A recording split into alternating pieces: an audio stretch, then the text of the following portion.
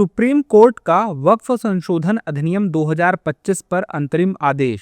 Supreme court ने आज 14 सितंबर वक्फ संशोधन अधिनियम 2025 की कुछ धाराओं को स्थगित किया, जबकि यह भी नोट किया कि कई अन्य प्रावधानों में अंतरिम स्तर पर हस्तक्षेप की आवश्यकता नहीं थी। न्यायाधीशों की पीठ। मुख्य न्यायाधीश B.R. गवई और न्यायमूर्ति A.G. मसीह की पीठ द्वारा पारित अंतरिम आदेश में वक्फ संशोधन अधिनियम 2025 जिन प्रावधानों पर बात की गई वो इस प्रकार हैं।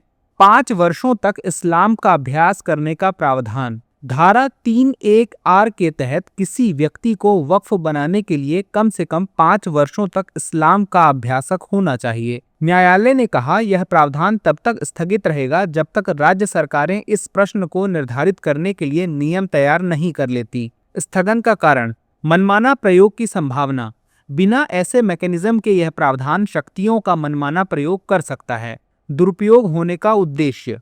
हालांकि न्यायालय ने यह भी कहा कि यह शर्त स्वभावतः मनमाना नहीं है, बल्कि इसका उद्देश्य दुरुपयोग को रोकना है। कोर्ट ने कहा किसी व्यक्ति के केवल वक्फ अधिनियम के लाभ लेने के लिए मुसलमान धर्म अपनाने की संभावना को नकारा नहीं जा सकता।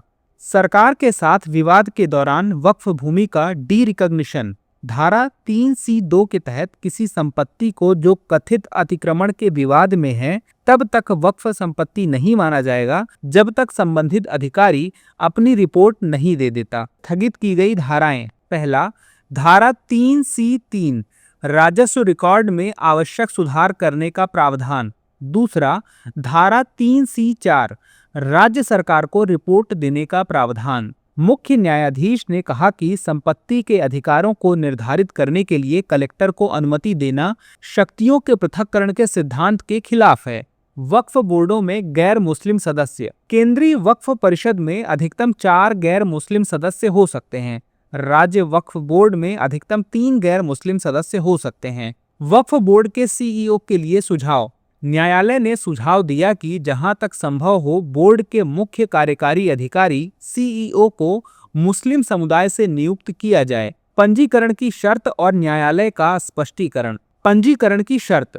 पंजीकरण की शर्त पर कोई हस्तक्षेप नहीं, क्योंकि यह 1995 से 2013 तक भी लागू थी। न्यायालय का स्पष्टीकरण।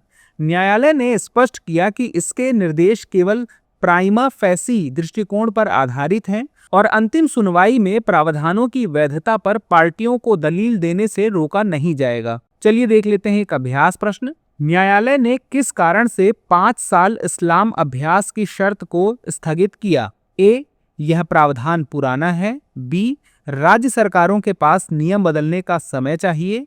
C, बिना मैकेनिज्म के प्रावधान शक्तियों का मनमाना प्रयोग कर सकते हैं। D, किसी भी व्यक्ति के अधिकारों का उल्लंघन नहीं करना। अब एग्जाम की तैयारी को और बेहतर करने के लिए हमारे चैनल को लाइक, शेयर और सब्सक्राइब करना ना भूलें।